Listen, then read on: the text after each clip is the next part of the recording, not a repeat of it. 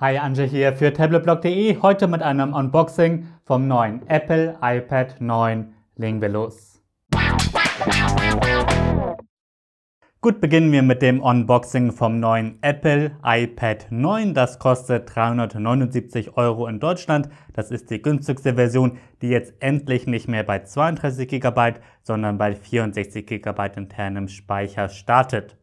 Gut, in der Verpackung haben wir erstmal natürlich das Tablet selber und wir sehen schon, beim Design gibt es jetzt hier keine großen Besonderheiten. Sieht genauso aus wie der Vorgänger. Dann haben wir den typischen Papierkram, also Schnellanleitung, Garantiebescheinigung sowie natürlich die Apple Sticker. Dann ist ein Lightning zu USB-C-Kabel enthalten, also haben wir hier immer noch den Lightning-Anschluss und dann natürlich ein ganz normales Netzteil, jetzt ein USB-C-Netzteil. Ja, ich habe das Apple iPad 9 schon seit mehreren Tagen, seit 4-5 Tagen und auch schon so ein bisschen damit herumgespielt und kann euch jetzt ein bisschen mehr über das neue Tablet von Apple sagen, also das günstigste Tablet. Kommen wir erstmal zum Design, damit fangen wir an und hier hat sich im Vergleich zum iPad 8 überhaupt nichts verändert. Es sieht noch immer genauso aus wie das iPad 8 oder auch wie das iPad 7. Geändert hat sich hauptsächlich die interne Hardware. Also beim Design hier ändert sich wirklich nichts. Wir haben hier ein 10,2 Zoll großes Display, oben und unten ziemlich dicke schwarze Rahmen und hier unten gibt es weiterhin einen physischen Home-Button und dort ist der Touch-ID-Fingerabdruckscanner eingebaut, der auch schön zuverlässig ist und genauso funktioniert wie früher, wie wir es kennen. Also hier gibt es kein Face-ID oder wie beim iPad Air, da ist der Fingerabdruckleser ja in den Einschaltknopf eingebaut. Das ist hier weiterhin nicht der Fall, sondern der sitzt hier unten und es ist auch weiterhin ein ganz normaler Home-Button. Also man muss das iPad hier nicht unbedingt mit Gesten steuern, sondern wir haben hier immer noch einen physischen Button. Neu ist allerdings die Frontkamera hier. Das ist jetzt eine 12 Megapixel Ultra-Weitwinkelkamera, genauso wie beim neuen iPad Pro und beim neuen iPad Mini. Und das zeige ich euch mal hier.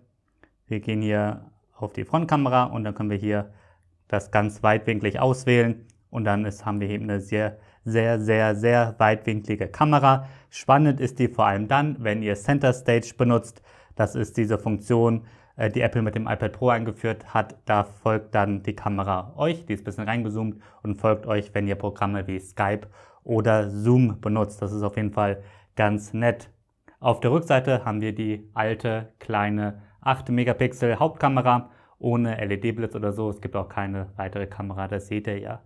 Sonst das Design, habe ich schon gesagt, ist gleich geblieben. Wir haben hier auf der Rückseite das Apple-Logo und es ist 7,5 mm dünn.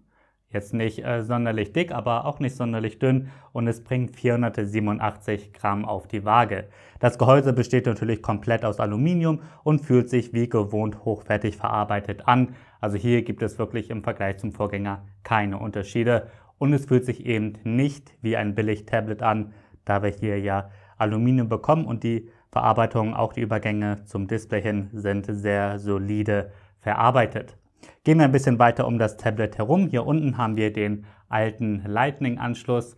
Ist jetzt das einzige iPad mit einem Lightning-Anschluss, das einzige aktuelle. Die anderen haben ja alle USB-C. Dann haben wir hier zwei Lautsprecher und das sind Stereo-Lautsprecher und die Soundqualität ist auch ziemlich gut. Vor allem für den Preis ist der Ton ziemlich gut. Aber sehr schade ist, dass der Ton wirklich nur an dieser Seite sitzt. An der anderen Seite haben wir nämlich keine Lautsprecher und auch sonst an den Seiten nicht. Das heißt, wenn ihr einen Film schaut, so Netflix, YouTube, was auch immer, dann kommt der Sound eben nur von dieser Seite. Klar, das sind Stereo-Lautsprecher genau genommen, aber ihr nehmt eben keine echte Stereo-Trennung wahr, da der Ton nur von einer Seite kommt. Und es ist schon störend, wenn ihr andere Tablets gewohnt seid. Ich benutze sonst das iPad Pro oder Galaxy Tab S7, gerade teste ich auch das Xiaomi Pad 5 und dort kommt der Ton immer von beiden Seiten. Das hört sich super an, wenn man Filme schaut. Wenn dann aber plötzlich der Ton nur von einer Seite kommt, dann fällt das schon auf. Also das ist auf jeden Fall schade. Dann haben wir hier noch einen Anschluss für ein Tastaturcover. Und das ist die gleiche Tastatur, die Apple bereits für das iPad 8 und iPad 7 verkauft hat. Und ich denke, ursprünglich wurde die für eines der ersten iPad Pro Tablets herausgebracht. Die funktioniert also weiterhin. Das ist auch das einzige aktuelle iPad mit einem Kopfhöreranschluss, denn das Design hat Apple wirklich überhaupt nicht geändert. Den haben wir also noch. Dann haben wir einen Einschaltknopf und eine Lautstärkewippe, also 2 separate Lautstärkeregler. Und das war es auch schon, so viel zum Design des Tablets. Beim Display hat sich im Vergleich zum Vorgänger ebenfalls überhaupt nichts geändert. Das hier ist ein 10,2 Zoll großes Display. Damit ist es schon ein bisschen größer als die ganz frühen iPads, die ja alle ein 9,7 Zoll Display hatten. Wir haben hier eine Auflösung von 2160 x 1620 Pixel und die Auflösung ist auf jeden Fall hoch genug, sodass Texte und Icons schön scharf aussehen. Also da habe ich überhaupt nichts dran auszusetzen. Klasse finde ich auch, dass das Tablet mit 500 Nits ziemlich hell ist, deutlich heller als viele Android-Tablets. Und das finde ich in dieser Preisklasse echt super. 500 Nits. Zum Vergleich, das iPad Air hat auch 500 Nits, das iPad Pro allerdings 600 Nits. Aber nach oben ist eben wirklich kaum Raum da. Es ist auf jeden Fall deutlich heller als sehr, sehr viele Android-Tablets. Einen großen Nachteil hat das Display aber, denn es ist noch immer nicht laminiert. Genauso wie bei den ganzen Vorgängern haben wir hier eine Luftlücke zwischen dem Touchscreen, also dem obersten Glas, und dann der IPS-Ebene darunter. Das sieht man vor allem, wenn man den Apple Pencil benutzt, dann sieht man das ganz deutlich. Und auch sonst, wenn ihr laminierte Displays gewohnt seid, wie bei allen aktuellen Smartphones und auch bei fast allen anderen Tablets, dann fällt es auf, dass das Display hier noch immer nicht laminiert ist. Im Video ist es manchmal schwer, das zu zeigen, aber das ist echt bedauerlich. Das bedeutet auch, dass das Display manchmal so ein bisschen mehr spiegelt, aber es stört vor allem, wenn man den Apple Pencil benutzt. Und auch wenn man so durch das Interface navigiert, hat man manchmal den Eindruck, als würde man etwas nicht richtig berühren, denn da ist ja eine Luftlücke zwischen. Das ist echt schade, denn dies ist tatsächlich eines von sehr, sehr wenigen Tablets auf dem Markt, wo das Display nicht laminiert ist. Sonst sind die Blickwinkel und so weiter super und die Helligkeit auch, habe ich ja schon erwähnt. Es ist ein echt klasse Display. Echt schade nur, dass es noch immer in 2021 nicht laminiert ist. Echt bedauerlich, Apple. Auf dem Display des iPad 9 könnt ihr den ersten Apple Pencil benutzen. Das ist genau der gleiche Stift, der auch mit den Vorgängern funktioniert, also mit dem iPad 8 und iPad 7 und ich denke sogar schon mit dem iPad 6. Es ist allerdings das einzige aktuelle iPad, das den ersten Apple Pencil unterstützt. Die ganzen anderen unterstützen den Apple Pencil 2. Dazu gehören das iPad Mini, das iPad Air und das iPad Pro, aber das einfache iPad unterstützt eben noch den alten Stift.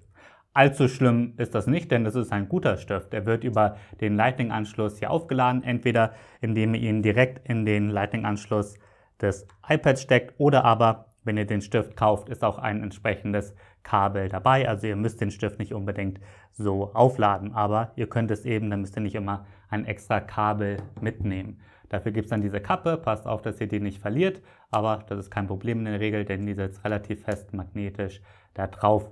Der Stift ist angenehm groß, man kann ihn gut in einer Hand halten und es unterstützt über 4000 Druckstufen und es ist ein sehr präziser Stift, der wirklich wunderbar funktioniert. Also an dem Apple Pencil selbst habe ich nichts auszusetzen. Ein Nachteil ist dann allerdings, wenn ihr damit auf dem iPad schreibt, denn wie gesagt, das Display ist nicht laminiert und hier sieht man doch deutlich, dass man mit der Stiftspitze nicht ganz direkt das Display berührt. Das ist schon ärgerlich. Also wenn ihr wirklich ganz präzise zeichnen möchtet, dann solltet ihr zu einem Tablet mit einem laminierten Display greifen. Bei den günstigsten Optionen gibt es da das Samsung Galaxy Tab S6 Lite beispielsweise und sonst eben beim iPad Air und iPad Pro und iPad Mini ist das Display ebenfalls laminiert, aber hier eben nicht. Also wenn ihr wirklich sehr präzise zeichnen möchtet, ist das auf jeden Fall ein Nachteil bei diesem Tablet. Sonst funktioniert der Stift allerdings wunderbar und der ist auch sehr präzise und reagiert gut. Wir haben hier 62 Hz Display, aber trotzdem reagiert der Stift schneller als bei fast allen anderen 60 Hz Tablets. Also das ist echt super, aber klar, er reagiert jetzt nicht ganz so schnell wie beim 120 Hz iPad Pro oder wie beim 120 Hz Galaxy Tab S7. Kommen wir zur internen Hardware. Im Apple iPad 9 sitzt ein Apple A13 Prozessor und dazu gibt es 3 GB RAM und 64 GB oder 256 GB internen Speicher. Andere Speicheroptionen gibt es nicht, aber ihr könnt es mit LTE bekommen und wie üblich gibt es hier keinen Micro-SD-Kartenslot zur Speichererweiterung. Ihr seht bereits meinen Geekbench 5 Benchmark-Vergleich und dieser Vergleich ist sehr spannend. Erstmal seht ihr, dass das iPad 9 ein gutes Stück leistungsstärker ist als das iPad 8 oder iPad 7, aber ist es auch ein gutes Stück leistungsstärker als das Samsung Galaxy Tab S7. Und somit ist dieses iPad 9 in Geekbench 5 schneller als jedes aktuelle Android-Tablet, also allgemein als jedes Android-Tablet. Aber ist es auch nicht ganz so leistungsstark wie das iPad Air oder natürlich das neueste iPad Pro, kommt aber doch relativ nah an das 2018er iPad Pro heran. Das ist auf jeden Fall sehr interessant zu sehen. Mein Spieletest bestätigt das. Call of Duty, seht ihr hier, das läuft sehr flüssig und hier kann man die Grafik auf sehr hoch setzen und ich denke, das wird auch für alle anderen Spiele gelten. Dort werdet ihr fast immer die Grafik auf sehr hoch setzen können, denn ja, es ist eben, ihr habt es im Benchmark-Vergleich gesehen, ein wirklich sehr, sehr leistungsstarkes Tablet und so viel Leistung, vor allem zu diesem Preis, ist echt klasse. Also ich denke, wenn ihr ein einigermaßen preiswertes Spieletablet sucht, kommt ihr an dem iPad 9 einfach nicht vorbei, allein wegen der echt herausragenden Leistung zu diesem Preis. Und dann kommen wir doch zur Software. Auf dem iPad 9 läuft natürlich iPadOS 15. Es wird direkt mit iPadOS 15 ausgeliefert, aber für alle aktuellen iPads, auch für ein paar Jahre alte, könnt ihr ein entsprechendes Update bereits herunterladen und installieren. Mit iPadOS 15 gibt es ein paar Neuheiten. Zum Beispiel werden die Widgets, die kann man nun überall auf dem Homescreen platzieren. Außerdem müsst ihr nicht mal alle Apps auf dem Homescreen haben, sondern es gibt jetzt eine App-Mediathek, ähnlich wie wir es von Android ja schon seit quasi immer kennen. Das gleiche gilt ja auch für die Widgets, die hatte Android auch schon immer. Und jetzt unterstützt es eben auch iPadOS 15. Sonst gibt es noch so ein paar extra Features, zum Beispiel gibt es hier diesen Multitasking-Button, damit kann man ganz schnell 2 Apps nebeneinander öffnen. Aber auch das ist jetzt nicht so Besonderes. Diese Funktion gibt es ja schon lange in iPadOS, aber jetzt eben mit so einem neuen Button. Neu ist auch so ein Schnellnotiz-Feature, das echt praktisch ist, wenn ihr den Apple Pencil benutzt. Dort könnt ihr ganz schnell aus jeder App heraus eine neue Notiz anfangen oder eben eine alte bearbeiten. Das habt ihr hier ja gesehen. Und dann könnt ihr eben ganz schnell so eine Notiz erstellen und ihr könnt auch Markierungen von Safari oder so dort einfügen. Ich habe bereits iPadOS 15 selber getestet. Falls ihr mehr zu der Software hier wissen möchtet, schaut euch meinen Testbericht vom iPad Pro an. Der ist kürzlich erschienen, der Langzeittest, und dort erfahrt ihr mehr über iPadOS 15. Ein großes Highlight von iPadOS ist natürlich das große Angebot an Apps, die es im App Store gibt. Dazu zählt fast vollwertiges Photoshop, viele Videobearbeitungsprogramme und vor allem sehr viele professionelle Apps, die es so für Android in der Regel leider nicht gibt. Also das ist auf jeden Fall weiterhin ein großer Vorteil von iPads. Gut, das ist mein Unboxing und Hands-on vom neuen Apple iPad 9. Ich werde jetzt meinen Test starten. Mein erster Eindruck ist zweigeteilt. Wirklich hervorragend ist zu diesem Preis die Leistung. Ihr habt das ja in dem Benchmark-Vergleich gesehen. Der Apple A13 Chipset ist einfach sehr leistungsstark und leistungsstärker dadurch als jedes Android-Tablet, das ihr derzeit kaufen könnt. Das ist echt klasse. Cool ist auch, dass wir eine solide Verarbeitung bekommen. Der Apple Pencil funktioniert solide, die Software ist klasse und das Display ist an sich auch gut, hat aber eben einen großen Nachteil, eben dass es nicht laminiert ist. Das finde ich auf jeden Fall sehr schade. Aber gut, Apple möchte eben irgendwie den Preis drücken und ich denke, vor allem wollen sie eine Lücke lassen zum iPad Air, denn sonst gibt es kaum einen Grund für Leute, das iPad Air zu kaufen. Denn wenn dieses Tablet noch ein laminiertes Display hätte, dann gäbe es für die meisten echt keinen Grund, zum iPad Air zu greifen, denn die Leistung des A13-Chipsets ist ja schon so gut und es unterstützt den Apple Pencil, es gibt ein Tastaturcover und eben die gleiche Software wie auf allen iPads. Also, erster Eindruck ist gut, aber es hat eben einen großen Nachteil, das ist das nicht laminierte Display, sowie dass die Lautsprecher nur an einer Seite sind. Aber sonst für viele wird es, denke ich, echt das perfekte Tablet zu diesem Preis sein, wenn euch das nicht laminierte Display eben nicht stört. Und vor allem als Spieletablet für Schüler und so weiter, ja, wird es auf jeden Fall spannend sein. Aber sonst, klar, jetzt ist jetzt nicht das größte, spannendste Tablet da draußen, denn im Vergleich zum Vorgänger hat sich ja nicht so viel geändert. Wenn ihr ein iPad 8 oder gar ein iPad 7 habt, denke ich, lohnt es sich gar nicht, zu diesem Tablet zu greifen, außer ihr braucht aus irgendeinem Grund die bessere Performance. Gut, das war mein Unboxing und erster Eindruck vom Apple iPad 9. Wenn ihr irgendwelche Fragen habt, dann schreibt mir in die Kommentare. Ich bin Andrzej für tabletblog.de. Vielen Dank fürs Zusehen und bis zum nächsten Mal.